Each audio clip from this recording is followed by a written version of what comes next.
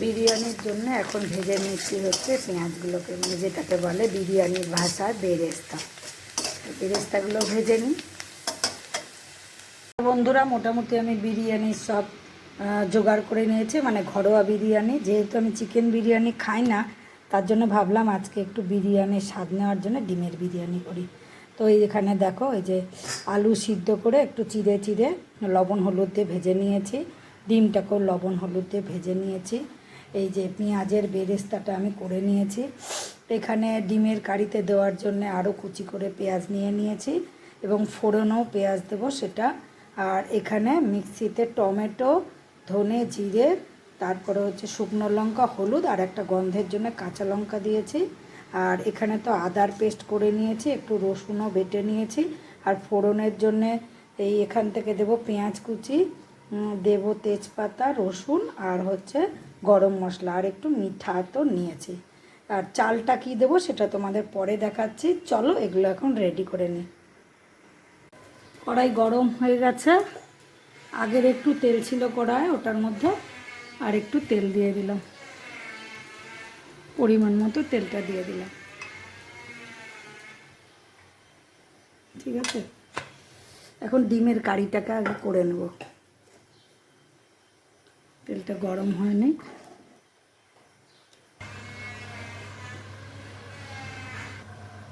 তেল গরম হয়ে গেছে, এখন তেজপাতাটা দিয়ে দেবো। তেজপাতাটা দেওয়ার পরে এখন এই যে থেতো করা গরম মশলাটা দিয়ে দিলাম। তার পিঠে পিঠে যে গন্ধটা ছেড়ে দিল ওই থেতো করা রসুন একটু দিয়ে দিলাম। আর এখন একটু দিয়ে দেবো একটুখানি চিনি। ফোড়নে একটু চিনি দিয়ে দিলে না রঙটা ভালো হয়। তো এখন একটু এটা নাড়াচাড়া করব। এখন দিয়ে দেবো পেঁয়াজ, কুচি করে রাখা পেঁয়াজগুলো দিয়ে দেবো। দিয়ে দিলাম।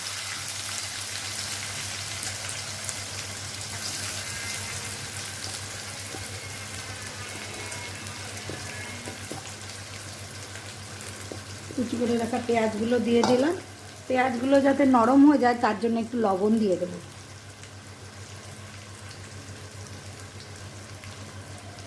একটু লবণ দিয়ে দিলাম। এখন এটাকে খুব সুন্দর করে ভাজা ভাজা করবো। এটা ভাজা ভাজা হতে থাক। প্রায় ভাজা ভাজা হয়ে এসছে। তেজপাতাগুলো বড় বিরক্ত করছে, তেজপাতাগুলোকে উঠিয়ে দিলাম। হ্যাঁ, তেজপাতাগুলো আবার না দিলেও হয় না, কারণ তেজপাতার গন্ধটা আসে না। তো আর একটু ভাজা ভাজি করি। পেঁয়াজটা ভাজা ভাজা হয়ে গেছে, ভাজা ভাজা হয়ে গেছে। এখন এর মধ্যে আমি দিয়ে দেবো রসুন আর আদা বাটা দিয়ে দিলাম। এবার আমি টমেটো, ধনে, জিরে, লঙ্কা আর হলুদের পেস্টটাও দিয়ে দিলাম। এবার এটা ধুয়ে একটু জল দিয়ে দেবো।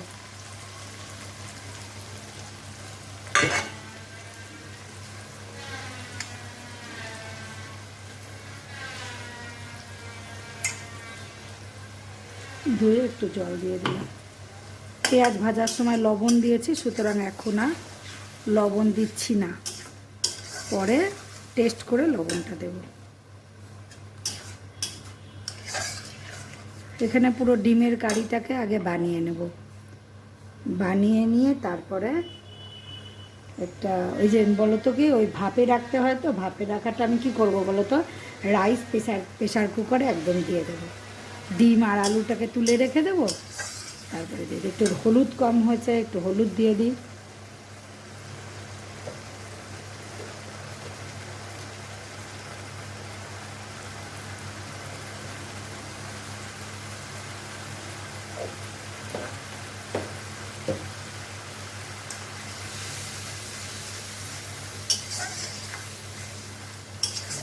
ডিমও সেদ্ধ করা, আলুও সেদ্ধ করা।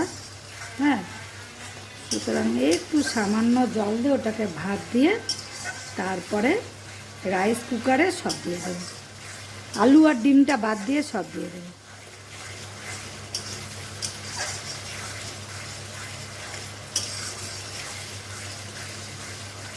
আমি তো চিকেন মাংস খাই না, যার জন্য বিরিয়ানির স্বাদটাও আমি বাইরের থেকে নিতে পারি না, কারণ ওগুলো কম বেশি মাংসের ছোঁয়া লাগা, ওই তেল সব থাকে। তো যেটা আমি খাই না সেটা তেলটাও আমি খেতে চাই না, যার জন্য আমি আজকে ডিম বিরিয়ানি বানাচ্ছি। তাহলে আমার বিরিয়ানির স্বাদটাও নেওয়া হলো। ঠিক আছে, বিরিয়ানি বানানোর জন্য যে আসল জিনিস এই যে মিঠা, তো মিঠা আতরটা কিন্তু আমার ফ্রিজে সবসময় কম বেশি থাকে। আজকে বাইরে প্রচুর বৃষ্টি টিষ্টিও হচ্ছে, বেশ ভালোই লাগবে কিন্তু খেতে, জমে উঠবে একদম। এটা একেবারে ভাজা ভাজা হয়ে আসলো, এই তেলটা এখনই ছেড়ে দেবে।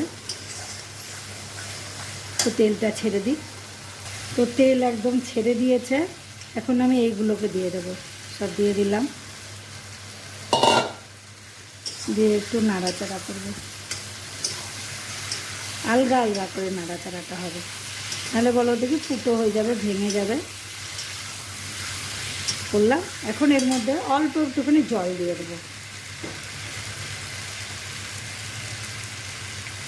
অল্প একটু জল দিয়ে দিচ্ছি, বেশি জল দেবো না, অল্প। হ্যাঁ, এখন আমি কি করব বলো তো, চালটাকে নিয়ে ধুয়ে টুয়ে এখন রেডি করে নেবো। এদিকে এটা হোক, এখন হচ্ছে একটু টেস্ট করে দেখতে হবে যে আমার এখানে লবণটা কীরম হয়েছে। হ্যাঁ, লবণ লাগবে।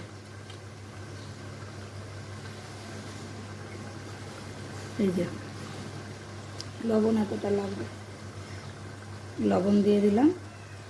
এখন এটাকে না একটু ঢেকে দেব, যাতে আলু আর ডিমটার মধ্যে পুরো মশলাগুলোর স্বাদটা খুব সুন্দর করে চলে যায়।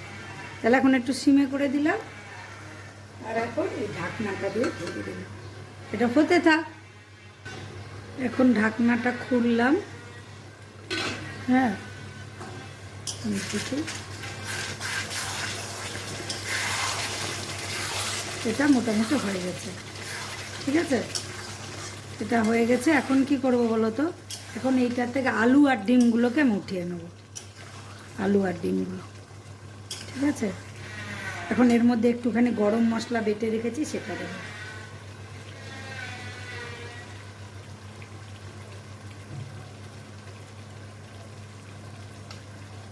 এই যে গরম মশলা বেটে রেখেছি, এখান থেকে অল্প একটু দিয়ে দেবো, দিয়ে একটু নাড়াচাড়া করে নেব।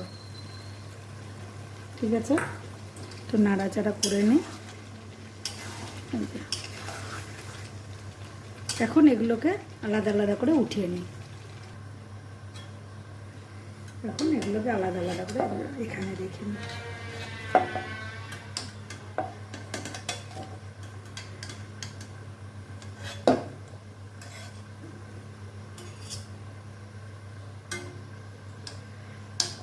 গন্ধটা তো ভালোই বার হচ্ছে, এখন জানি না সবার পছন্দ হবে কি না। ঠিক আছে, আস্তে আস্তে করে উঠে যাতে ভেঙে না যায় জিনিসটা।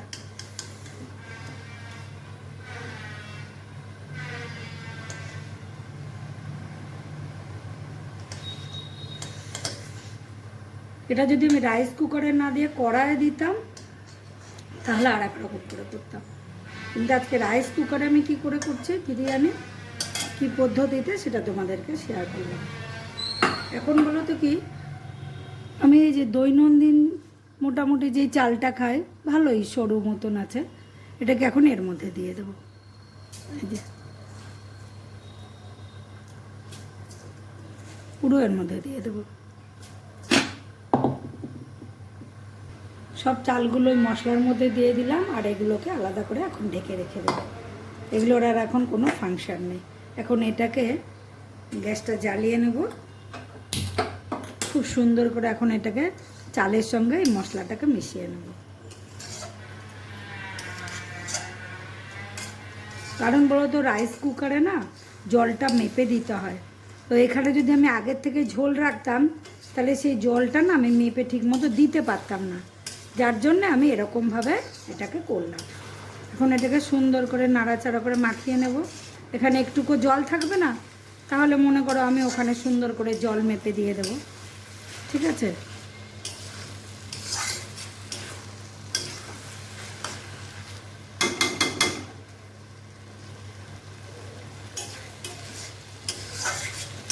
এখন যখন মনে করো রাইস কুকারের মধ্যে দেব, তার আগে এর মধ্যে গরম মশলাটা মিশিয়ে নেব। তো এটা করে নিই। এখন এর মধ্যে যে গরম মশলাটা দিয়ে দিলাম, বাকি গরম মশলাটা, হ্যাঁ, এই যে গরম মশলাটা দিয়ে দিয়েছি, একটু নাড়ানাড়ি করছে। এর মধ্যে আমি কোনো কৃত্রিম কিছু দেবো না, বিরিয়ানি মশলা ফসলা এসব কিছু দেবো না, কিন্তু দেবো একটুখানি ঘি। তাহলে ঘিটা নিয়ে আসি।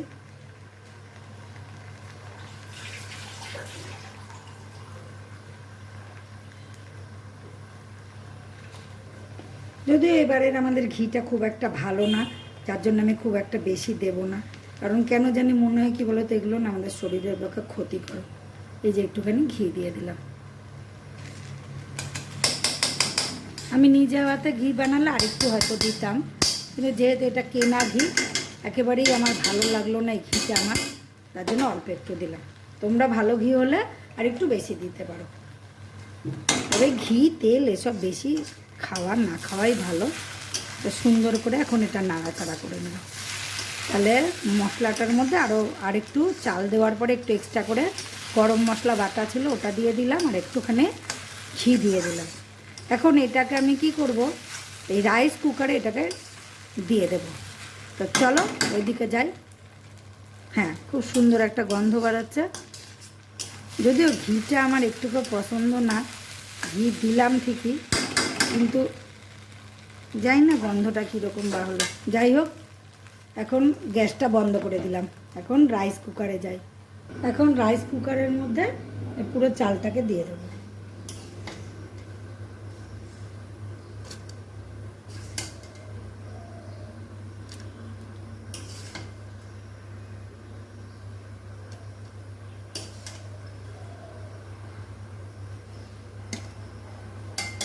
তো পুরো চালটা দিয়ে নিয়ে তোমাদেরকে দেখাচ্ছি। এখন দেখো পুরো এর মধ্যে দিয়ে দিয়েছি। এখন এই যে রাইস কুকারের যে কাপটা আছে, এই কাপটা মেপে মেপে দেবো। আমি এখানে 3.5 বাটি নিয়েছি, তার জন্যে এক বাটিতে 2 কাপ। তাহলে 1 cup, 2 cup, 3 cup, 4 cup, 5 cup, 6 cup. তাহলে 3 বাটির জন্য 6 আর হাফ বাটির জন্য 1।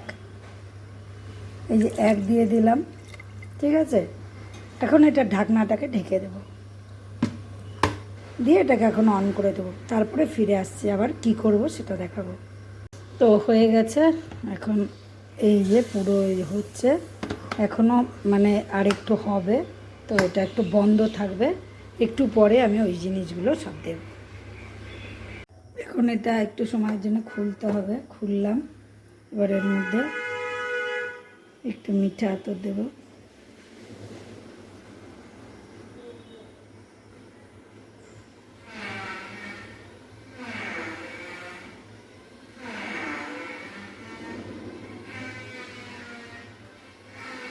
দিয়ে দিলাম মিঠা আতর। এবার দিয়ে দেবো হচ্ছে এই বেরেস্তাগুলো।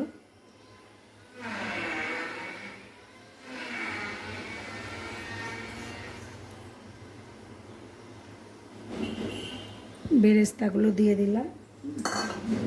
এখন এই আলুগুলোকে, সেখানে সেগুলো হওয়াই,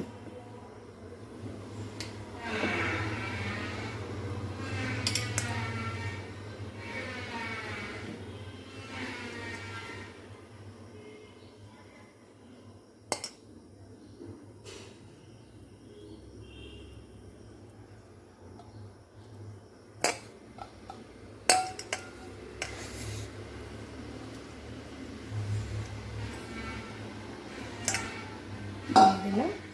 এখন এটাকে আবার ঢেকে রাখলাম। এখন দমের মধ্যে থাকবে।